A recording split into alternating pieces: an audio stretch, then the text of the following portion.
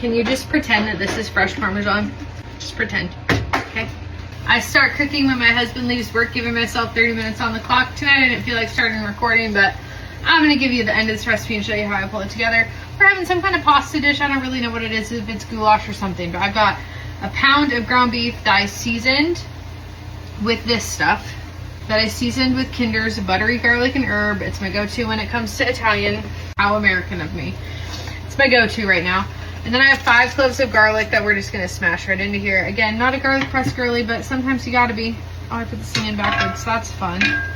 Thought that was a little weird. There's 3 cloves. It's probably like a tablespoon and a half to 2 tablespoons of garlic. Stir that garlic in, let it get fragrant. I did not drain this beef tonight because there wasn't that much beef fat left over, and I want that flavor for what I'm about to do to this. Right behind you, stop being loud. I have some of this Barilla Al Bronzo rigatoni. It looks phenomenal. It's cooking back here. I am not obsessed with Kinder's. They just have everything, and I felt like sweet corn in this would be really good this time of year. Oh, there's like a sauce packet that's separate. We're gonna heat our corn. I might just do part of it because sometimes Kinder's seasonings can be a little strong for me when I do all of it, and I really want that garlic flavor to come through, so I'm gonna do half the packet. This is the Liquid Gold buttery garlic and herb. Stir this in, make sure my heat's still on since I turned it off. This is totally not all gonna fit in this pan, but we're gonna try. Oh shoot, they're home. Okay, this is fun. Sauce, have 1 sauce of Rao's marinara. I'm gonna grab some pasta water, about a cup of pasta water, and just swirl that around. Drop that in and stir.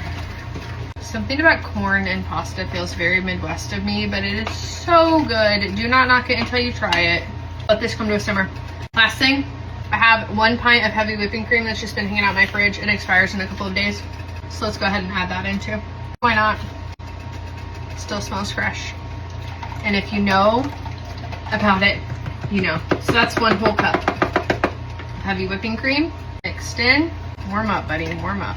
This was supposed to be a meal that was just gonna last us for 1 meal and not have leftovers, because I didn't want to deal with leftovers. We're gonna have leftovers. Okay, just bring this to a nice boil. You can't see anything, can you? Has it been that way the whole time? I'm very sorry. I don't know what I'm doing. It definitely needs some salt.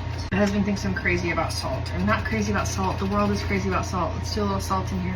I think my pasta is just about cooked. Drained pasta. Add the pasta. We're just gonna stir this together. These noodles look like a dream. I haven't heard in a while. What? Any comments about, your husband could cook supper or do something. Yeah. I think we're a little overdue for a comment, aren't we? My husband could cook supper or do something. What's that? I said, yeah, my husband could cook supper or do something. You all be waiting there now. Okay. Okay, let's plate this up. Can you just pretend that this is fresh Parmesan? Just pretend, okay? You didn't see that. Infused olive oil, that is fresh basil. A little bit of that on there, we'll mix it in. And some basil on top. A couple pieces of fresh basil straight from the herb garden. Give this a big bite, right here. The corn in that is so good. I'm not disappointed at all. One last thing. We just keep building here. A little bit of Florida salt. Building and building. It's perfection. Thanks for sticking around.